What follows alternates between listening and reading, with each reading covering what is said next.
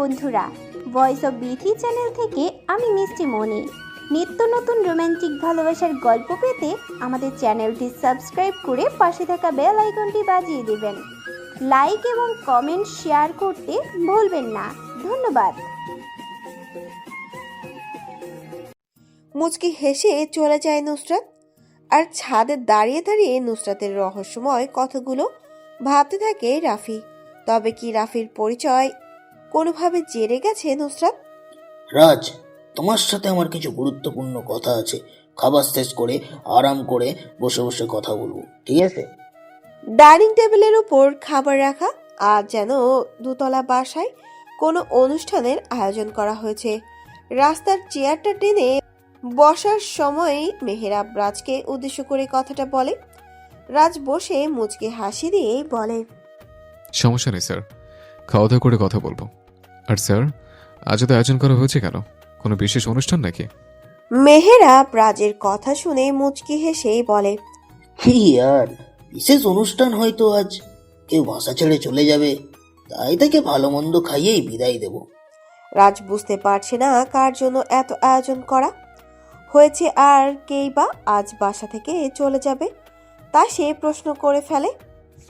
Sir, বাসা থেকে কে চলে যাবে? আর কই সে ব্যক্তি যার জন্য এত আয়োজন? মেহেরাব রাজের কৌতূহল আর অস্থিরতা দেখে ঠোঁটের কোণে হাসি ঝুলিয়ে বলে, আরে আগে খাবারটা শেষ করো, পরে না হয় দেখা যাবে কে বাসা ছেড়ে চলে যাবে আর কার জন্যই বা এত আয়োজন। রাজ আর কিছু না বলে তার খাবারটা শেষ করে একবার রিমের দিকে চেয়ে মুচকি হাসি দিয়ে সোফার দিকে চলে আসে। রাজ বসে বসে চিন্তা করছে কি এমন জরুরি কথা যার জন্য মেহেরাব তাকে এত গুরুত্ব দিয়ে কথাটা বলল। রাজ, আমি তো রাফিনা রাফসানের থেকে একজনকে ধরে ফেলেছি, কিন্তু কে কোনটা সেটাই তো বুঝতে পারছি না। মেহেরাবের এমন কথা শুনে রাজ যেন আকাশ থেকেই পড়ল। এমন কথা বলছে, মেহেরাবের উত্তর রাজ কিভাবে দিবে বুঝতে পারছে না। রাজ কি তাহলে? ব্যর্থরা অচেতনভাবে ব্যর্থতার সঙ্গে নিজেদের সংযুক্ত করে। সচেতনভাবে সাফল্যের সঙ্গে একাত্ম না হলে সাফল্যই তোমার দিকে আকৃষ্ট হবে। রাজ খাবার শেষ করে সোফায় বসে বসে চিন্তা করছে কে আজকে বাসা থেকে চলে যাবে, আর মেহেরাব কেন এত রহস্যময় কথা বলছে বুঝতে পারছে না রাজ। ঠিক তখনই মেহেরাব সোফায় বসতে বসতে কথাটা বলে রাজকে। রাজ কথাটার মানে বুঝতে পারছে না, তাই মেহেরাবকে প্রশ্ন করে ফেলে। স্যার, আপনার কথার মানে বুঝতে পারছি না। মেহেরাব ঠোঁটের কোণে হাসির ঝলক রেখে বলে, তখন বললাম না যে আমি রাফিনা রাফসানের থেকে একজনকে ধরে ফেলেছি, কিন্তু কাকে ধরেছি, তার নামটা কি, আরে সেটাই তো বুঝতে পারছি না।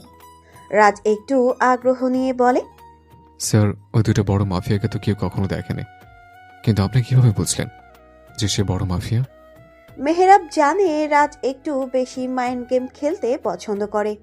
রাজ সবসময় তার মাইন্ড দিয়ে যে কোনো ব্যক্তির সাথে ভাব তৈরি করতে পারে, কিন্তু মেহেরাব তাদের কাতারে পড়তে চায় না। সে নিজেও একজন মাইন্ড ক্রেমার। এবার রাজকে বলে, তুমি জানো কিনা জানি না, আরো 5 বছর আগে রাফিনা রাফসানের সম্পর্কে একটা আর্টিকেল বের হয়েছে। আমি 5টা বছর ধরে সেই আর্টিকেলটা নিয়ে গবেষণা করেছি। বলতে গেলে পুরো বইটা আমার মুখস্থ। সেই বইয়ে রাফিনা রাফসানরা কিভাবে মাইন্ড গেম খেলে সে সবই লেখা আছে। মেহেরাবের কথা শুনে রাজ একটু অবাক হয়, কারণ মাফিয়াদের নিয়ে মেহেরাব 5 বছর ধরে পড়ে আছে। রাজের একটা বদ অভ্যাস আছে, সেটা হলো রাস্তার মাইন্ডটা ঠান্ডা রাখার জন্য হাতে সবসময় 2টা মার্বেল রাখে। মেহেরাবের কথা শুনে রাস্তার মার্বেল দুটো নাড়াতে থাকে। মেহেরাব খেয়াল করে দেখে রাস্তার হাত দিয়ে 2টা মার্বেল নড়াচড়া করছে। এটা দেখে মেহেরাব মুচকি হাসে। মেহেরাব আজ সাদা কালারের পাতলা একটা পাঞ্জাবি পরেছে। সেই পাঞ্জাবির পকেট থেকে প্রথমে একটা ছোট সাদা কালারের প্যাকেট বের করে। 2টা মার্বেল স্পষ্ট বোঝা যাচ্ছে প্যাকেটের মধ্যে। মেহেরাব আবারও একটা ছোট সাদা কালারের প্যাকেট বের করে, যার ভেতর 3টা পিস্তলের বুলেট স্পষ্ট বোঝা যাচ্ছে। মেহেরাব রাজকে উদ্দেশ্য করেই বলে, রাজ, দেখো তো চিনতে পারছো কিনা? রাজ সাদা প্যাকেটে মোড়ানো দুইটা জিনিস দেখে একটু অবাক হয়, কিন্তু মেহেরাবকে তা বুঝতে দেয় না। রাজ হালকা মুচকি হেসে জবাব দেয়, স্যার, এমন জিনিসগুলো তো চিনতে পারছি, কিন্তু এগুলো কার সেটা তো আপনি ভালো বলতে পারবেন। মেহেরাব একটু অবাক হয়, কারণ রাজ যে এতটা শান্তভাবে উত্তর দিবে তা আশা করেনি মেহেরাব। রাজ জানো, রাফসান যখন কোনো মিশনে বের হয় তখন সে তার মাইন্ডটাকে ঠান্ডা রাখার জন্য দুইটা মার্বেল ব্যবহার করে। আমি তো জানতাম রাফসান তার মিশনের কোনো প্রমাণ রেখে যায়নি, কিন্তু সে সাব্বিরের খুনটা করার সময় একটা ভুল করে ফেলে, আর সেটা হচ্ছে তার পিস্তল থেকে ছোঁড়া এই 3টা বুলেট। রাজ তার বাম হাত দিয়ে হালকা করে সোফায় একটা বাড়ি দেয়। মেহেরাবের চোখ এড়ালো না, সে শান্ত একটা মুচকি হাসে। রাজ নিজেকে স্বাভাবিক করে মেহেরাবকে বলে, স্যার, আজকে থানায় যাব না? সময় তো প্রায় হয়ে গেছে, রেডি হই নাকি? মেহেরাব রিমিকে উদ্দেশ্য করেই বলে, আরে রিমি, তুমি দাঁড়িয়ে আছো কেন? এসো আমার পাশে বসো। রিমি তার বাবার কথা অনুযায়ী তার পাশে যেয়ে বসে। এবার রাজকে উদ্দেশ্য করেই বলে, না, আজ থানায় যাব না, আমি তোমাদের একটা গল্প বলবো। কি শুনবে তো রাজ? রাজ মেহেরাবের এমন কথা আশা করছিল না। রাজের কেন জানি মনে হচ্ছে আজ এই শহরে তার ছদ্মবেশী পরিচয়টা প্রকাশ হতে চলেছে। রাজ বিনয়ী কণ্ঠেই বলে, স্যার, থানাতে কোনো সমস্যা না হলে আমার গল্প শুনতেও কোনো সমস্যা হবে না। মেহেরাব মুচকি হাসি দেয়, যেটা রহস্যময়। রাজ, তুমি জানো, তুমি যদি পুলিশের চাকরি না করে কোনো চলচ্চিত্রে কাজ করতে তাহলে খুবই ভালো অভিনয় করতে পারতে। যেমন এখন অভিনয় করছো, কারো ধরার ক্ষমতা নেই। হ্যাঁ, রাজ বুঝতে পারছে না কেন মেহেরাব আজ এত রহস্যময় কথা বলছে। তবে কোনো রাজ তার মুখটাকে হালকা বাঁকা করে উত্তর দেয়, স্যার, আমি অভিনয় করতে পারবো না। স্যার, আমি অভিনয় করতে পারবো কিভাবে, যেখানে আমি এইসব বিষয় থেকে দূরে থাকি, আর আপনি বলছেন আমি অভিনয় করি? আচ্ছা, এগুলো বাদ দাও, এখন একটা গল্প করব। রাজ, তুমি আবার গল্পটা শুনতে বিরক্ত বোধ করো না যেন? হ্যাঁ? রাস্তার মস্তিষ্কটাকে কয়েক সেকেন্ডের জন্য স্থির রেখে একবার সামনে মেহেরাব আর তার পাশে বসা নীল রঙের ড্রেস পরা রিমির দিকে চেয়ে মেহেরাবকে বলে, স্যার বলেন, আমি বিরক্ত বোধ করবো না। মেহেরাব তার চোখ থেকে চশমাটা খুলে সামনে টি টেবিলের সংবাদপত্রের উপর রাখে। একবার রাজ আর রিমির দিকে চেয়ে মুচকি হেসে বলতে শুরু করে, তাহলে শোনো, সময়টা আরো অনেক বছর আগে। আমি আর রিমির মা দুজন দুজনকে ভালোবাসতাম, কিন্তু বাসা থেকে আমাদের মেনে নেয়নি। তাই আমরা সিদ্ধান্ত নেই পালিয়ে যাব। আমরা চলে আসি অচেনা অজানা দূর একটা শহরে। প্রায় 1 বছর পরই আমাদের ছোট্ট সংসারে আলো ফোটে। রিমি জন্ম নেয়। রিমির যখন 5 বছর বয়স তখন আমরা আমাদের বাসায় যাই, কিন্তু ভাগ্য খারাপ হলে যা হয়, আমাদের কেউ মেনে নেয় না। কিন্তু আমার আপন বড় ভাই আরমান আমাদের যেতে দেয় না। সবাইকে ভালো করে বুঝিয়ে আমাদের মেনে নিতে বলে। সবাই ভালো চলছিল, কিন্তু একদিন হঠাৎ এমন একটা ঘটনা ঘটলো যা আমরা কেউ ভাবতেই পারিনি।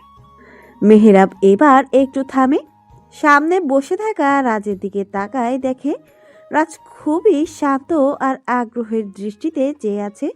মেহেরাব একটু মুচকি হাসে, রাজের থেকে দৃষ্টি সরিয়ে নিয়ে পাশে বসে থাকা রিমির দিকে তাকায় মেহেরাব।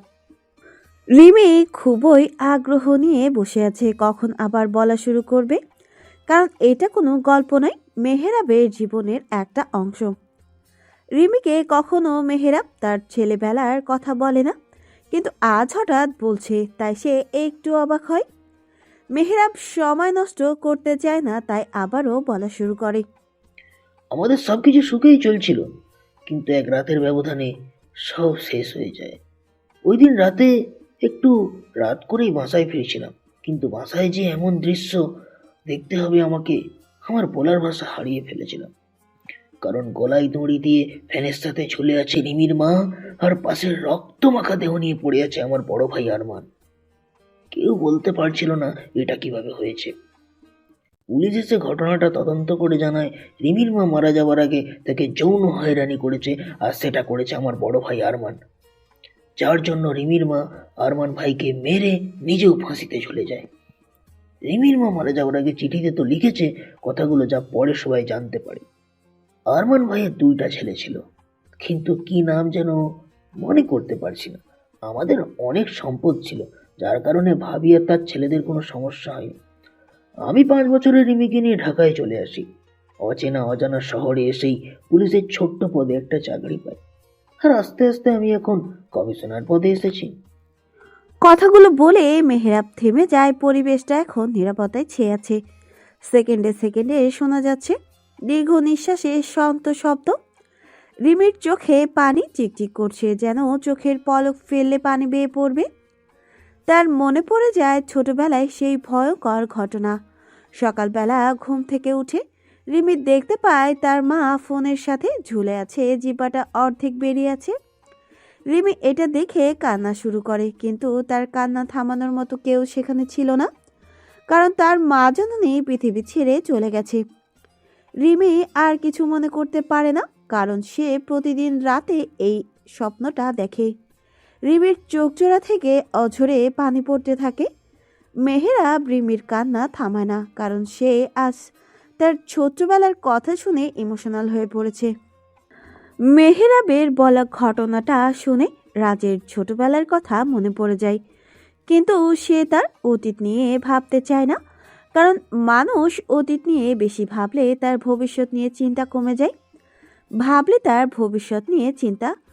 যায়। রাজ অতীতকে নিয়ে ভাবে না, সে ভবিষ্যৎ নিয়ে একটু বেশি চিন্তা করে। তবে ঘটনাটা রাজের কাছে পরিচিতই মনে হচ্ছে। মেহেরাব রাজকে জিজ্ঞাসা করে, রাজ, তোমার দেশের বাড়ি যেন কোথায়? রাজ হালকা মুচকি হেসে জবাব দেয়। চট্টগ্রামে কোন এক গ্রামে। মেহেরাব এবার রিমিকে উদ্দেশ্য করেই বলে, আচ্ছা রিমি, তুই কি এমন কাউকে ভালোবাসবি যে কিনা প্রতি রাতে রক্ত নিয়ে খেলা করতে ভালোবাসে?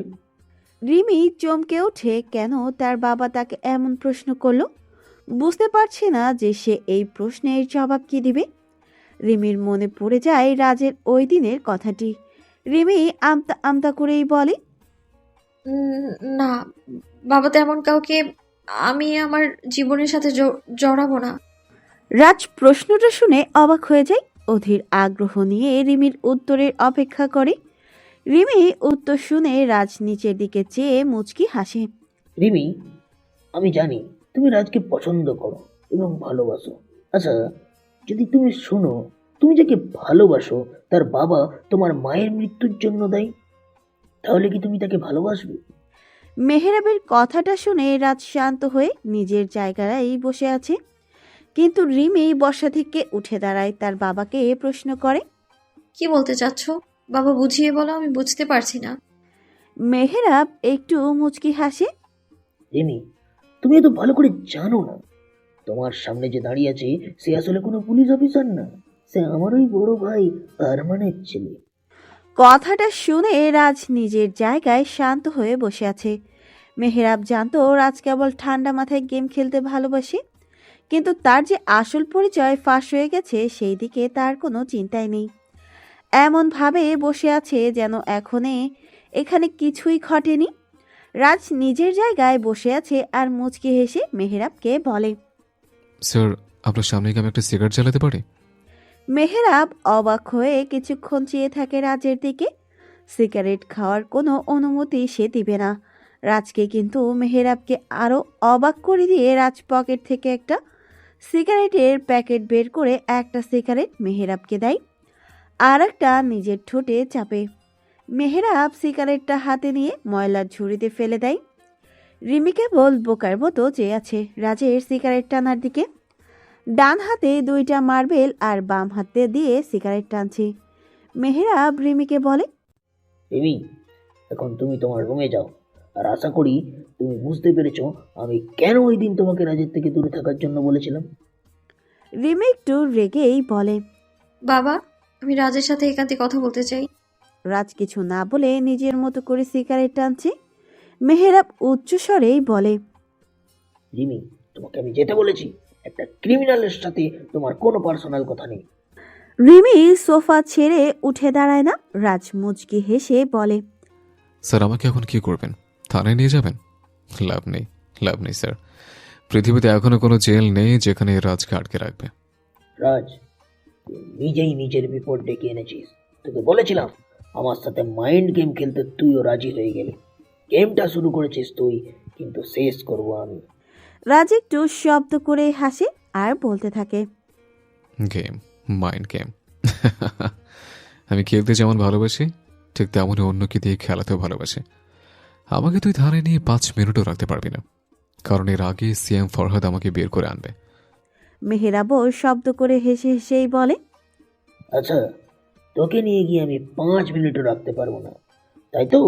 তুই দেখবি আমার কি ক্ষমতা তোকে। মেহেরাব আর কথা বলতে পারে না। মেইন দরজায় কেউ কলিং বেল বাজাতে থাকে। রিমি কলিং বেলের আওয়াজে চমকে উঠে দাঁড়ায়। একবার সোফায় বসে থাকা রাজের দিকে তাকায়, আরেকবার দরজার দিকে তাকায়। রিমি তাড়াতাড়ি যেয়ে দরজাটা খুলে দেয়। সামনে দাঁড়িয়ে থাকা আগন্তুকটাকে দেখে রিমি অবাক হয়ে যায়, আর সোফায় বসে থাকা রাজ শব্দ করে হাসতে থাকে। রিমি ভাবতেও পারেনি এত সকালে সিএম ফরহাদ তাদের বাড়িতে আসবে। ফরহাদকে দেখে রাজ একটু শব্দ করেই হাসে। মেহরাব নিজের জায়গায় আরাম করে বসে আছে। ফরহাদকে দেখে যে অবাক হবে, কিন্তু সে তা হচ্ছে না। তাকে দেখে মনে হচ্ছে যে ফরহাদ আগে থেকেই আসবে এখানে, সেটা মেহরাব জানতো। ফরহাদ গিয়ে সিঙ্গেল সোফায় বসে। রাজ সিগারেটের প্যাকেট থেকে একটা সিগারেট বের করে ফরহাদের সামনে ঢিল মারে। ফরহাদ রাজের কাহিনী দেখে একটু মুচকি হাসে। রাজ সিগারেটের বিষাক্ত ধোঁয়াগুলো ওপরের দিকে ছেড়ে মেহেরাবকে উদ্দেশ্য করেই বলে, মেহরাব, আমি বলছিলাম পৃথিবীর এমন কোনো জেল নেই যেখানে আমাকে আটকে রাখবে। তুই আমাকে ধরার জন্য 5 বছর ধরে পড়ে আছিস, কিন্তু আজ আমি তোর সামনে বসে আছি, কিন্তু তুই আমাকে কিছুই করতে পারবি না। মেহরাব একটু মুচকি হেসে রাজকে বলে, তোর সাথে ফারাদের অনেক আগে থেকেই পরিচয়। ফারাদের নামে 19টা মার্ডার কেস রয়েছে, কিছু ডাকাতি আর ছোটখাটো কিছু মামলাও রয়েছে, কিন্তু সে কিভাবে এত অল্প বয়সে সিএম হয়ে গেছে বুঝতে পারছিলাম না। ফারাদের সম্পর্কে অনেক তথ্য ভুল এবং নকল। অনেকেই বলতো রাফিন আর আফসানের কারণে ফারাদ সিএম হতে পেরেছে। তুই জানিস কি রাজ, পৃথিবীটা অনেক ছোট, কিন্তু এত ছোট পৃথিবীতে বেঈমান লোকের অভাব নেই। ধর, আজ তেমনই কেউ বেঈমানি করবে তোর সাথে। রাজ মেহেরাবের কথাটা বুঝতে পারছে, কিন্তু বেইমানি করবে কে সেটা তার জানা নেই। রাজ কখনো বেইমানকে বাঁচিয়ে রাখে না। শত্রুকে বিশ্বাস করা যায়, কিন্তু বেইমানকে নয়। রাজের সাথে বেইমানি সম্ভব না, কারণ আমি বেইমানকে বাঁচিয়ে রাখি না। যদি সেই বেঈমানটাকে মারার জন্য তুমি বেঁচে না থাকো তাহলে কেমন হবে? হঠাৎ করেই সিঙ্গেল সোফায় শান্ত হয়ে বসে থাকা ফরহাদ রাজকে উদ্দেশ্য করে কথাটা বলে। রাজ ফরহাদের মুখ থেকে এমন কথা শুনে হালকা অবাক হয়ে যায়। ফরহাদ তা দেখে মুখের জ্বলন্ত সিগারেটের ছোট টুকরোটা টি টেবিলের উপর স্ট্রেটাতে রেখে রাজকে বলতে থাকে, রাজ, আমি ক্ষমতার পাগল। তুমি যেমন মাফিয়াদের কিং, ঠিক তেমনি আমার প্রয়োজন বাংলাদেশের সবচেয়ে বড় ক্ষমতাবান হওয়ার। কিন্তু তোমাকে সেটা বলার পর তুমি আমাকে না করে দিলে। তাই তোমার সাথে আমি একটা মাইন্ড গেম খেললাম, আর মাইন্ড গেমটা এত সূক্ষ্মভাবে খেলেছি যা তুমি নিজেও ধরতে পারোনি। মেহরাব কথাটা শুনে একটু মুচকি হাসি দিয়ে পাঞ্জাবির পেছন থেকে .68 একটা পিস্তল বের করে হাত দিয়ে নাড়াতে থাকে। রাজকে উদ্দেশ্য করেই বলে, আমার কি মনে হয় জানিস রাজ, তোর সাথে ফারাদি বেঈমানি করেছে। রাজ আরেকটা সিগারেট চালায়। সিগারেটের ধোঁয়ার গন্ধে পরিবেশটা মম করছে। রাজ জানে শত্রুর সামনে নিজেকে কখনো দুর্বল পরিচয় দেওয়া ঠিক হবে না, তাই সে শান্ত মাথায় মাইন্ড গেম খেলবে এখানে। তবে ফরহাদ তার সাথে বেইমানি করে নিজের বিপদ নিজেই ডেকে এনেছে। রাজ এবার একটু জোরেই বলে, রাজ কখনো বেইমান আর দুর্বলদের সঙ্গে মাইন্ড গেম খেলতে পছন্দ করে না। রাজের সামনে বসে থাকা ফরহাদ আর মেহেরাব জানে রাজ খুবই ভালো মাইন্ড গেমার, কিন্তু এখানে বসে বসে শান্ত হয়ে সে কিভাবে বেঁচে যাবে এটা চিন্তা করেই অবাক হয়ে যায়। মেহরাবও শান্ত প্রকৃতির মাইন্ড গেমার, তাই সে ঠোঁটের কোণে হাসি রেখা ফুটিয়ে ফরহাদকে বলে, আচ্ছা ফারহাদ, রাজ্যে রাফসান, কিন্তু তাকেও তো ধরতে হবে। ফরহাদ কিছু বলবে কিন্তু এর আগেই রাত জোরে হাসতে হাসতে বলে, সালাম আলাইকুম। হ্যালো বন্ধুরা, কেমন আছো তোমরা সবাই? আশা করছি তোমরা সবাই ভালো আছো, সুস্থ আছো। এম রোহিত, ভয়েস অফ বিতি চ্যানেলের পক্ষ থেকে এডিটর। গল্পটি কেমন লাগলো অবশ্যই কমেন্ট করে জানাবেন। এই যে বন্ধুরা, ভয়েস অফ বিতি চ্যানেলে যদি নতুন হয়ে থাকেন তাহলে প্লিজ সাবস্ক্রাইব করে বেল আইকন বাজিয়ে রাখুন, যাতে আপনাদের পরবর্তী গল্পের নোটিফিকেশন সবার আগে আপনি পান।